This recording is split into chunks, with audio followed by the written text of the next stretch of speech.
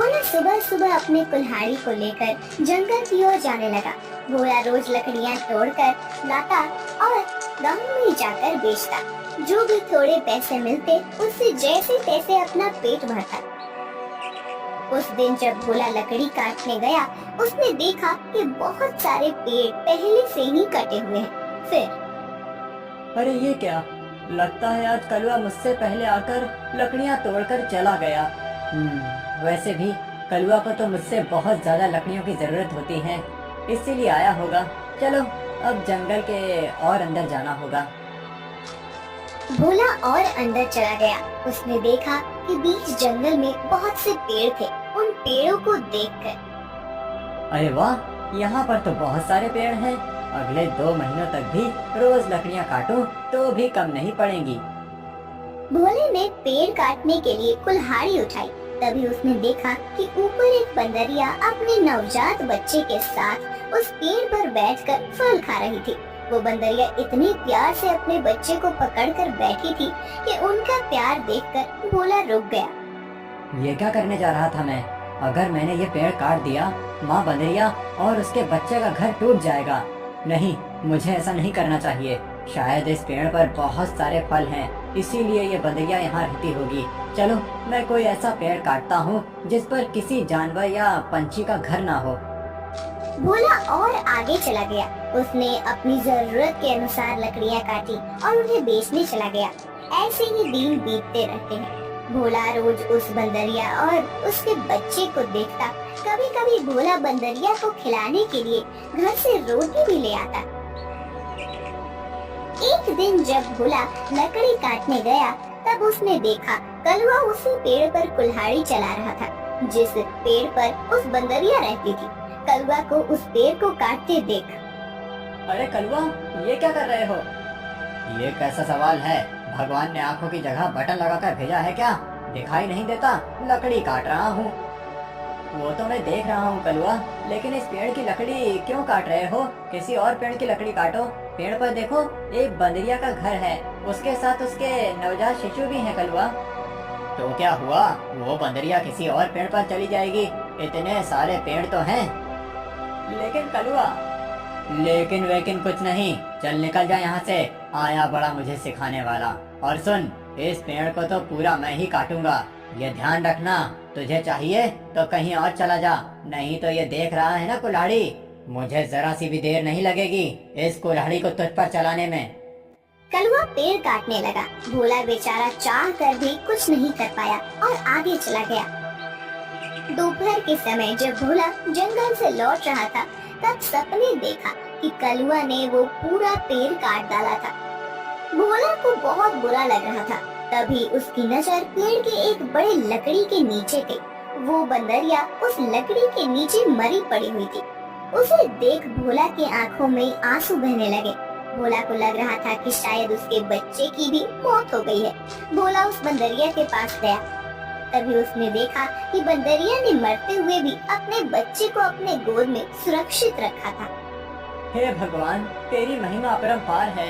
इस बंदरिया ने मरते हुए भी अपने बच्चे को गोद में सुरक्षित रखा है। सच में माँ आखिर माँ ही होती है। लेकिन अब इस बच्चे का क्या होगा? कलवा भी कितना दुष्ट है। मैंने बताया था उसे इस पेड़ पर इस बंदरिया का घर है, लेकिन उसने मेरी बात नहीं सुनी। फिर भोला ने गड्ढा खोदकर बंदरिया के शव को उस गड्ढे में डाल दिया। फिर उसके बच्चे को अपनी गोद में उठाकर अपने साथ उसे घर ले आया। उस दिन एक बात से भोला अपने छोटे भाई की तरह उस बंदर को साथ रखने लगा। एक दिन भोला लकड़ी काटने गया था। तब क्यों भोला, सुना है तूने किसी बंदर को पाल रखा है? अरे खुद का पेट तो तुझसे भरता नहीं, अब उस बंदर को क्या खिलाएगा? वो वही बंदर है कलवा, जिसकी माँ के तुम हत्यारे हो। मैंने तुम्हें कहा था कि उस पेड़ पर उस बंदरिया का घर है, फिर भी तुमने वो पेड़ काट दिया। वो बंदरिया पेड़ से गिरकर मर गई। इसीलिए मुझे इंसानियत के नाते उस बंदर को अपने साथ ले जाना पड़ा। अगर मैं उसे नहीं ले जाता तो इस जंगल में ऐसे ही उसकी मौत हो जाती। हाँ तो तू बड़ा दयावान है ना, सारी दुनिया की इंसानियत और अच्छाई एक तुझ में ही भरी हुई है ना। कलवा, मेरी तुमसे विनती है कि आगे से तुम कोई भी पेड़ काटते समय थोड़ा ध्यान दो कि किसी जानवर पंछी का घर न टूटे। ए भोला, मैंने पहले भी एक बार तुझसे कहा था कि तू मुझे मत सिखा। जब तूने कुल्हाड़ी हाथ में लेना सीखा था ना, उसके कई साल पहले से मैं लकड़ी काट रहा हूँ। तू कौन होता है मुझे सिखाने वाला? रुक, तुझे अभी मजा चखाता हूँ। ऐसा कहकर कलुआ ने भोला को पीटना शुरू कर दिया। उसे पीटने के बाद भोला को उसने चेतावनी भी दी कि आगे से अगर वो इस गांव में लकड़ी काटने के लिए आएगा तो उसे अपनी जान से हाथ धोना पड़ेगा। बेचारा भोला घर आ गया और बंदर से बात करने लगा। चलो दोस्त, अब इस गांव से हमारा दाना पानी उठ गया है। उस कलुआ ने मुझे पीटकर साफ साफ चेतावनी दे दी है। अब अगर जान बचानी है तो इस गांव को छोड़कर जाना ही बेहतर होगा। चलो, हम कहीं और जाकर हमारी अपनी दुनिया बसाएंगे। भोला बंदर को अपने कंधे पर बिठाकर गांव से कहीं दूर जाने के लिए निकल गया। दिन बीत रहे थे और भोला दर बदर भटकते हुए काम की तलाश कर रहा था। ना तो उसे काम मिल रहा था और ना उसके रहने का कोई ठिकाना था। जैसे तैसे अपने लिए और बंदर के लिए वो एक वक्त का खाना जुटा पा रहा था। एक दिन ऐसे ही वो थक कर एक पेड़ के नीचे बैठा हुआ था। बंदर उसकी गोद में सोया हुआ था। तभी वहाँ एक योगी बाबा आए। प्रणाम योगी बाबा। कल्याण हो पुत्र। एक बात बताओ, तुम इस बंदर को ऐसे गोद में लेकर क्यों बैठे हो? बाबा, इसने अपनी माँ को खो दिया है। इसका इस दुनिया में कोई नहीं है, इसीलिए मैं इसे अपने साथ अपने घर ले आया था। लेकिन हमारे गांव के एक गुंडे की वजह से मुझे गांव छोड़ना पड़ा। अब मैं काम और सर पर छत ढूंढते हुए दर दर भटक रहा हूँ। पुत्र, तुम्हारा हृदय सच में कोमल है। तुमसे किसी का भी दुख नहीं देखा जाता। तुमने इस अनाथ बंदर की जिम्मेदारी लेकर इसे एक परिवार दिया है। तुम अगर चाहो तो मेरे साथ मेरे आश्रम में रह सकते हो। मेरे आश्रम में मेरे कुछ शिष्य रहते हैं और कई बार कितने साधु भी आते हैं। उनके भोजन और रहने की व्यवस्था की जिम्मेदारी अगर तुम उठाओ तो मुझे बहुत आनंद होगा। ये तो मेरी खुशनसीबी है बाबा। मुझे आपके साथ रहने में सचमुच खुशी होगी। लेकिन बाबा, मेरा ये बंदर भी मेरे साथ आएगा। मैं इसे कहीं नहीं छोड़ सकता। हाँ पुत्र, तुम इसके साथ आ सकते हो। भोला बाबा के साथ उनके आश्रम चला गया। भोला अब योगी बाबा के आश्रम में सफाई, भोजन व्यवस्था, हवन की सामग्री ले आना, बाबा जी के शिष्यों की सहायता करना, ऐसे सारे काम करने लगा। भोला का बंदर हमेशा उसके साथ रहता था। योगी बाबा भोला का काम और उसकी काम के प्रति निष्ठा देखकर खुश थे। बाबा हमेशा अपने बाकी शिष्य और साधुओं से भोला की तारीफ करते थे। बाबा जी का एक शिष्य था मानिक, जो भोला की तारीफ से बहुत चलता था। उसे लगता था कि भोला तो एक साधारण लड़का है, फिर भी बाबा जी उसकी बड़ी तारीफ करते हैं। जबकि मैं इतनी पढ़ाई करता हूँ, वेद पाठ करता हूँ, फिर भी बाबा जी को मेरी कोई अहमियत नहीं है। एक दिन मानिक भैया, ये लीजिए, आपके लिए ये ताजे फल लेकर आया हूँ। भोला, आजकल तुम ज्यादा आलसी हो चुके हो। तुम्हें ज्यादा खाना ना पकाना पड़े, इसीलिए तुम ये फल लेकर आते हो। ऐसी बात नहीं है भैया, वो बाबूजी ने आज सबको फलहार करने को कहा है, इसीलिए मैं फल लेकर आया था। भोला बात कर ही रहा था कि तभी उसका दोस्त बंदर आया और उसने मानिक के फल खा लिए। अरे अरे, ये क्या? अरे संभालो तुम्हारे इस बंदर को। पूरे आश्रम को सर पर उठाकर रखा है। ये बंदर मेरे फल खा गया। भोला, अभी के अभी इस बंदर को भगाओ इस आश्रम से, नहीं तो मैं योगी बाबा से इसकी शिकायत करूंगा। मानिक भैया, मैं आपसे माफी मांगता हूँ और आपके लिए और फल लेकर आता हूँ, लेकिन मेरे इस भाई को मैं अपने से अलग नहीं कर सकता। मानिक को भोला पर बहुत गुस्सा आया। उसने योगी बाबा से भोला की शिकायत की, लेकिन बाबा जी ने भोला का पक्ष लेकर मानिक को ही सुना दिया और ध्यान मग्न हो गए। आज तो हद हो गई। इसकी वजह से गुरुजी ने मुझे डांटा। इसका कुछ करना ही पड़ेगा, लेकिन इस तरह कि मेरा नाम कहीं न जाए और इसकी छुट्टी हो जाए। कुछ दिन के बाद योगी बाबा को उस गांव के राजा ने अपने राजमहल में आने का आमंत्रण दिया। योगी बाबा अपने शिष्यों के साथ भोला को लेकर राजमहल चले गए। राजा ने उनकी बड़ी आओ भगत की। 2 दिन राजमहल में रहने के बाद सब आश्रम लौट गए। फिर 2 दिन के बाद राजा अपने कुछ दास और प्रधान के साथ आश्रम आए। क्षमा करें बाबूजी, यहाँ आकर आपको कष्ट दे रहा हूँ, लेकिन बात ही ऐसी है कि मुझे स्वयं आपकी भेंट लेने आना पड़ा। कोई बात नहीं, आपके आने का कारण बताइए। समझ नहीं आ रहा कैसे कहूँ बाबूजी, 2 दिनों से हमारी महारानी का नवलखा हार कहीं गुम हो गया है। समझ नहीं आ रहा कि कहाँ गायब हो गया। साफ साफ बताइए कि आप क्या कहना चाहते हैं। क्या हमारे जाने के बाद से वो हार गुम हुआ है?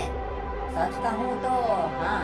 मतलब हम में से किसी ने वो हार चुराया है, ऐसा कहना है आपका? नहीं बाबूजी, मैं आप पर शक करने का पाप नहीं कर सकता, लेकिन महारानी की वजह से मुझे यहाँ पर आना पड़ा। महाराज, आपके यहाँ आने की वजह से मुझे कोई आपत्ति नहीं हुई, लेकिन मैं अपने सारे शिष्यों को अच्छे से जानता हूँ। मेरे शिष्यों में से कोई भी चोरी जैसा पाप नहीं कर सकता। फिर भी अगर आपको तसल्ली ना हो तो आप सबकी तलाश ले सकते हैं। राजा के साथ आए हुए दासों ने सबकी तलाशी ली। तब उन्हें भोला की झोली में वो 9 लखा हार छुपाया हुआ मिला। वो भोला को पकड़कर ले गए। छोड़ो मुझे, मैंने कुछ नहीं किया है। बाबूजी, मैं सच कह रहा हूँ, मैंने चोरी नहीं की। भोला, तुमने चोरी की है? मैं सोच भी नहीं सकता था कि तुम इतनी गिरी हुई हरकत कर सकते हो। नहीं नहीं मालिक भैया, मैं सच कह रहा हूँ, मैंने कुछ नहीं किया। मैंने उस हार को देखा भी नहीं था। बाबूजी, ये लड़का रंगे हाथों पकड़ा गया है। अब मैं कुछ नहीं कर सकता। मुझे इसे सजा दिलाने के लिए महल लेकर जाना होगा। बाबूजी, मुझे बचा लीजिए, मैंने सच में कुछ नहीं किया। आप मुझे जानते हैं, मैं चोरी के बारे में सोच भी नहीं सकता। बुरे से बुरे वक्त में भी मैंने चोरी नहीं की, तो अब क्या करूँगा? मेरा विश्वास कीजिए। राजा के दास भोला को ले जाने लगे। तभी उनके पीछे से आवाज आई, रुकिए, मेरे भाई ने चोरी नहीं की है। सबने पीछे मुड़कर देखा। भोला का बंदर पीछे खड़ा होकर बोल रहा था, महाराज, मेरे भाई ने चोरी नहीं की है। ये हार किसी ने जानबूझकर उसके झोले में डाला है। ये क्या, एक बोलने वाला बंदर? हाँ, मैं एक बोलने वाला बंदर हूँ। मेरे बचपन से लेकर भाई मुझसे बात करते आए हैं। ये रोज मुझसे ढेर सारी बातें करते हैं। उन्हें बोलते हुए देख और उनकी बातें सुनकर ही मैंने बोलना सीखा है। मैं दावे के साथ कह सकता हूँ, मेरे भाई ने चोरी नहीं की है। अच्छा, तो तुम दावे के साथ कह रहे हो, तो तुम्हें ये भी पता होगा कि ये हार जानबूझकर इसकी झोली में किसने डाला? हाँ, मुझे पता है। इस मालिक ने मेरे भाई के झोले में वो हार डाल दिया था। क्या तुम सच बोल रहे हो? नहीं नहीं बाबूजी, ये झूठ बोल रहा है। मैंने सच में चोरी नहीं की है। तुम्हारी लड़खड़ाती हुई जुबान ने सब सच कह दिया है मालिक। मैं कभी सोच ही नहीं सकता था कि तुम ऐसा करोगे। सच सच बताओ, तुमने चोरी क्यों की? और उसका इल्जाम बेचारे भोला पर डालकर क्या करना चाहते थे तुम? मालिक ने अपनी जलन के बारे में सब सच बाबा जी को बता दिया। महारानी के हार की चोरी के जुर्म में मालिक को पकड़ लिया गया। फिर भोला, तुम्हारा ये बंदर सच में बड़े काम का है। ये हमारे राज्य की बड़ी मदद कर सकता है। मैं चाहता हूँ कि तुम इसके साथ हमारे राज्य के गुप्तचर बन जाओ और हमारे शत्रुओं की गतिविधियों पर नजर रखो। इस बंदर पर किसी को शक नहीं होगा और तुम आसानी से सब पर नजर रख पाओगे। इस काम के बदले में तुम्हें बहुत धन दिया जाएगा। राजा जी की बात भोला को सही लगी। योगी जी ने उसमें हामी भरी। भोला अब राज्य का पहला ऐसा गुप्तचर बन गया जिसका साथी एक बंदर था।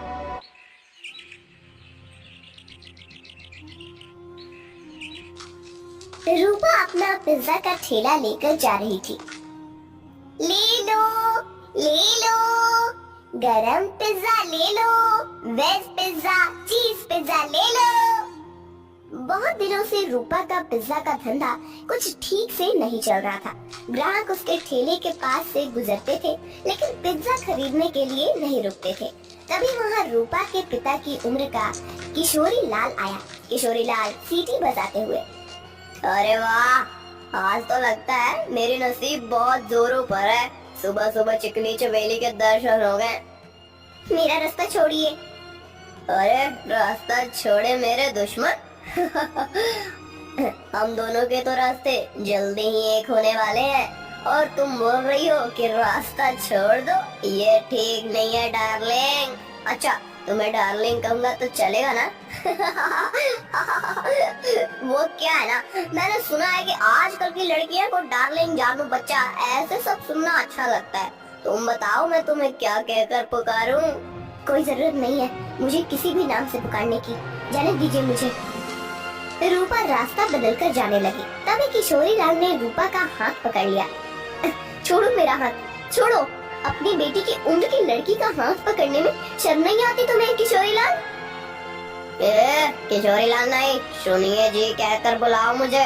और मुझे शर्माने की जरूरत नहीं है, शादी होने वाली है हमारी। तुम्हारे उस जुआरी बाप ने मुझसे कर्जा लिया था, कर्जा नहीं चुका पाया, इसलिए अपना घर उसने मेरे नाम पर दिया।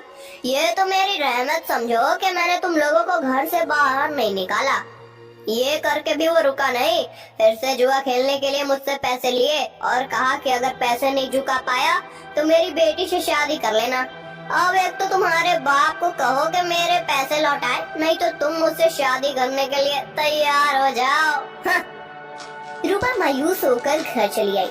उसने अपनी माँ भारती को रोते हुए सब बात बता दी। तभी रूपा के पिता, अरे सही तो कह रहे थे सेठ, तुम्हारे तो नसीब खुल गए हैं कि इतने अमीर आदमी से तुम्हारी शादी होगी। नहीं बाबू, मैं इतने बड़े आदमी से शादी नहीं करूंगी, चाहे कुछ भी हो जाए। और माँ, आज के बाद मैं नहीं जाऊंगी पिज्जा का ठेला लेकर। रूपा अंदर जाकर रोने लगी। अगले दिन से भारती पिज्जा बेचने जाने लगी। कुछ दिन हो गए, लेकिन फिर भी जितनी जरूरत थी उतना धंधा नहीं हो रहा था। भारती बहुत परेशान हो गई थी। दिन भर पूरे गांव में घूमने के बाद रात को भारती घर जा रही थी। वो एक जगह पर बैठ गई। हे भगवान, और कितनी परीक्षा लोगे हमारी। इतनी मेहनत करके भी पैसे हाथ में नहीं आते। पति है जिसे जुआ खेलने से फुर्सत नहीं मिलती। एक लौती बेटी है, इतनी रूपवती है, लेकिन उसके पीछे वो किशोरी लाल पड़ा है। मेरी बेटी को उस किशोरी लाल के चंगुल से कैसे बचाऊं? पता नहीं ये पिज्जा का धंधा क्यों चल रहा है। अगर पैसे नहीं मिले तो क्या करूंगी? भारती अपने आप से बात कर रही थी। तभी उसके पास एक बूढ़ी दादी आकर बैठ गई। क्या हुआ बेटी, क्यों रो रही हो? क्या बताऊं अम्मा, मेरे जीवन में इतनी परेशानियां हैं कि क्या कहूं। भारती ने अपनी राम कहानी बूढ़ी अम्मा को बताई। बेटा ये लो, कल से तुम ये मसाला डालकर पिज्जा बनाना। देखना, इस जादुई मसाले से जो पिज्जा बनेगा उसका स्वाद के चर्चे दूर दूर तक होंगे। जल्द ही तुम्हारी सारी परेशानियां दूर हो जाएंगी।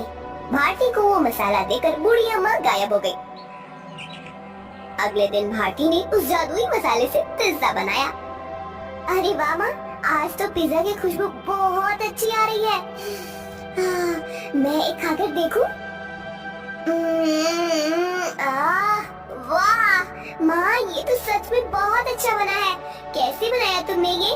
इसमें कुछ अलग डाला है क्या तुमने? हाँ, कल रात को ये थककर उस पुराने खंडर के पास बैठी थी, तभी वहाँ एक बूढ़ी अम्मा आई थी। मैं बहुत परेशान होकर रो रही थी। तभी उन्होंने मुझे मेरे रोने का कारण पूछा।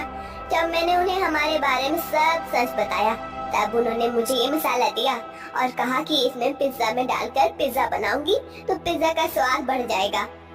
वही मसाला में डाला है अभी इसमें। क्या? उस खंडर के पास? माँ, तुम्हें पता नहीं वहाँ क्या है? तुम इतनी डर क्यों रही हो? ऐसा क्या है वहाँ पर? अरे माँ, कहते हैं कि वहाँ पर एक बूढ़ी का भूत रहता है। तुम्हें जो बूढ़ी अम्मा मिली थी, कहीं वो वही भूत तो नहीं थी? ये क्या बोल रही हो तुम बेटा? कल मेरी मुलाकात एक भूत से हुई थी, लेकिन उसे देखकर ऐसा लग तो नहीं रहा था। लेकिन माँ, ये तो सोचो कि कोई सामान्य औरत तुम्हें जादुई मसाला कैसे देगी? हो ना हो वो जरूर कोई भूत ही होगी। अब वो कोई भी हो, क्या फर्क पड़ता है? अगर उसके इस मसाले की वजह से हमारे पिज्जा की बिक्री बढ़ गई तो अच्छी ही है ना। सोचो, हम उस किशोरी लाल के सारे पैसे चुका देंगे तो उसे तुम्हारा पीछा छोड़ना होगा। हाँ, ये बात तो है। सिर्फ एक बात याद रखना, किसी को कानो कान खबर न हो कि हमें किसी भूतनी ने जादुई मसाला दिया था। भारती अपना ठेला लेकर निकल पड़ी। जादुई पिज्जा की महक पूरे गांव में फैल रही थी। अरे भारती, आज तो बहुत बढ़िया खुशबू आ रही है तुम्हारे ठेले से। आज जरा एक दो पिज्जा खिलाओ तो। भारती ने लालचंद को गर्मा गर्म पिज्जा सॉस के साथ दिया। लालचंद पिज्जा खाने लगा। अरे वाह, क्या स्वाद है, वाह वाह, मजा आ गया। भारती, क्या खूब पिज्जा बनाया है, आज तुमने सच में दिल खुश हो गया। वैसे तो मुझे ये पिज्जा विज्जा कुछ खास पसंद नहीं है, ये तो सारे नए जमाने के चोचले हैं, लेकिन उसकी सुगंध इतनी अच्छी आ रही थी कि मेरा जी मचल गया। ओह, ये लो पैसे, और एक काम करो, 4 पिज्जा पैक करके देना, घर पर ले जाता हूँ, बच्चों को बहुत पसंद आए। लालचंद की आवाज सुनकर कुछ और लोग वहाँ आ गए और पिज्जा खरीदने लगे। भारती बहुत ज्यादा खुश हो गई, क्योंकि आज उसकी बोनी ही एकदम बढ़िया हो गई थी। कुछ देर के बाद भारती गांव से होकर कॉलेज पर चली गई। कॉलेज के बहुत सारे बच्चों ने पिज्जा खरीदा। दोपहर तक सारे पिज्जा खत्म हो गए। भारती घर आ गई। माँ, इतनी जल्दी आ गई आज? अरे पूछो ही मत, आज तो गजब हो गया, सच में। उस मसाले ने तो कमाल कर दिया। जब मैं यहाँ से निकली, थोड़ी दूर पर लालचंद सेठ मिल गए। पिज्जा की खुशबू से गीचे चले आए। 2-3 पिज्जा खा लिए उन्होंने और 4 पैक करके घर ले गए। इतनी तारीफ कर रहे थे पिज्जा की, क्या ही बताऊं। उनकी आवाज सुनकर कुछ और गांव वाले आए और उन्होंने भी पिज्जा खरीद लिया। आज तो बहुत अच्छी बोनी हो गई थी। फिर मैं कॉलेज पर चली गई। वहाँ भी बच्चों की खाने की छुट्टी हुई थी, क्या कहते हैं उसे, हाँ, रिसेस। बहुत से बच्चे बाहर आए और पिज्जा लेकर चले गए। सारे पिज्जा खत्म हो गए। अरे वाह, मतलब भूतनी ने दिए हुए मसाले ने आपका काम कर दिया। माँ, अगर रोज ऐसे ही पिज्जा की बिक्री होने लगी तो बहुत जल्द हम सारा कर्जा चुका देंगे। हाँ बेटा, ऐसा ही होगा। एक दिन रूपा, मैं सोच रही हूँ कि मैं दोपहर को घर आ जाती हूँ। बाद में पूरा टाइम मैं खाली बैठ रहती हूँ, तो क्यों न शाम के समय भी पिज्जा का ठेला लगाना शुरू कर दूँ। लेकिन माँ, तुम कितना काम करती हो, शाम को भी काम करोगी तो थक नहीं जाओगी? थक तो जाऊंगी, लेकिन सोचो मुनाफा भी तो दुगना हो जाएगा। अगले दिन से भारती शाम के समय भी जादुई पिज्जा का ठेला लगाने लगी। उसे दुगना मुनाफा होने लगा। कुछ दिनों में भारती के पास बहुत सारे पैसे जमा हो गए। एक दिन वो कर्ज के सारे पैसे लेकर किशोरी लाल के कोठी पर चली गई। आओ भारती, आज सुबह सुबह मेरी कोठी पर, लगता है शादी की बात करने आई हो। किशोरी लाल, मैं पागल नहीं हूँ जो मेरी रूपवर की बेटी का हाथ उसके बाप की उम्र के आदमी के हाथ में दे दूं। बिल्कुल तुम पर ही गई है तुम्हारी बेटी। कुछ दिन पहले वो भी यही कह रही थी, लेकिन शायद तुम दोनों को अभी तक समझ नहीं आया है कि रमेश ने ही मुझसे वादा किया है कि अगर उसने लिए हुए कर्जे को वो चुका नहीं पाया तो वो रूपा का हाथ मेरे हाथ में दे देगा, और तुम लोग तो मुझे पैसे वापस करने से रहे। तो तुम्हारे पास चारा ही क्या है? अपने सपनों से बाहर आओ किशोरी लाल। कहीं ये कांच का सपना टूट गया तो उस टूटी हुई कांच के टुकड़े आंखों में चुभ जाएंगे और आंखों से खून बहने लगेगा। ये लो, मैं पैसे लेकर आई हूँ, तुम्हारा सारा कर्जा सूद समेत लौटा रही हूँ। क्या? कैसे? वो भी इतने सारे पैसे आए कैसे तुम्हारे पास? ये ले तेरे पैसे, और आगे से मेरे दरवाजे पर आने की जरूरत मत करना। और हाँ, मेरी बेटी को आंख उठाकर भी मत देखना आज के बाद। भारती किशोरी लाल के कोठी से चली गई। किशोरी लाल अपने कंप्यूटर के सामने बैठकर स्टॉक एक्सचेंज में ट्रेड करने लगा। कुछ दिनों के बाद भारती को कॉलेज के कैंटीन में पिज्जा बनाने का काम मिल गया। उसने अब पिज्जा का ढाबा शुरू कर दिया था। दोपहर में भारती कॉलेज के कैंटीन में काम करती थी और शाम को रूपा के साथ मिलकर अपना पिज्जा ढाबा चलाती थी। एक दिन किशोरी लाल की कोठी पर, पापा, आप ऐसे सर पर हाथ रखकर क्यों बैठे हैं? क्या बताऊं बेटी, कुछ दिनों से शेयर्स लगातार गिर रहे हैं, मुझे बहुत बड़ा लॉस हो गया है। क्या? तो अब आप क्या करेंगे आप? अब क्या, जितना भी पैसा बचा है उसे भी लगा देता हूँ। अगर 2 दिनों में शेयर्स ऊपर चले गए तो डूबे हुए सारे पैसे वापस मिल जाएंगे। लेकिन अगर ऊपर नहीं गए तो? शुभ शुभ बोल कर हुई, एक तो मैं पहले ही इतने टेंशन में हूँ और तू ऐसी बातें कर रही है। जा अब यहाँ से। 3 दिन बीत गए लेकिन शेयर मार्केट ऊपर नहीं आया। किशोरी लाल के बच्चे खुद से पैसे भी डूब गए। उसे अपनी कोठी भी बेचनी पड़ी। अब किशोरी लाल रास्ते पर आ गया था। किशोरी लाल को लॉस से इतना धक्का लगा कि उसकी हालत बहुत खराब हो गई और उसने बिस्तर पकड़ लिया। घर की जिम्मेदारी अब शीतल पर आ गई। गांव में ही एक छोटे से टूटे फूटे घर में दोनों रहने लगे। 3 महीने के बाद, पापा ये लीजिए, दवाई पी लीजिए। बेटा, दवाई के लिए पैसे कहाँ से आए तुम्हारे पास? पापा, मैं एक जगह करती हूँ, उससे जो पैसे आते हैं उसी में दवाई लेकर आई हूँ। और पापा, मैंने इस घर का किराया भी दे दिया है और खाने के लिए राशन भी भर दिया है। अब आप सो जाइए, मुझे काम पर जाना है। ये सब उस भारती की वजह से हुआ है। जिस दिन से वो आकर मुझे खरी खोटी सुना कर गई, उसकी बेटी भी हाथ से चली गई। मैं छोड़ूंगा नहीं उस भारती को। पापा, आप तो समझिए, इसमें भारती चाची की कोई गलती नहीं है। रूपा मेरी उम्र की है। उसके साथ शादी की बात करने के बारे में सोचते हुए आपको ही शर्म आनी चाहिए थी। कौन सी माँ चाहेगी कि उसकी बेटी की शादी ऐसे आदमी से हो? मुझे बहुत दया आ रही है उन पर। दया तो उन्होंने हम पर दिखाई है पापा। मैंने आज तक आपको बताया नहीं, लेकिन हमारा घर जो चल रहा है ना, वो उनकी वजह से है। मैं भारती चाची के ढाबे पर ही काम करती हूँ। क्या सच? हाँ पापा, आपने उनके साथ इतना बुरा किया, उनका घर ले लिया, फिर भी उन्होंने हमारे बुरे वक्त में हमें सहारा दिया है। किशोरी लाल शीतल की बात सुनकर हक्का बक्का रह गया। उसने भारती को घर बुलाकर माफी मांगी। रूपा से बदतमीजी करने के लिए रूपा से भी माफी मांगी। शीतल भारती के साथ काम करते हुए पैसे कमाने लगी और धीरे धीरे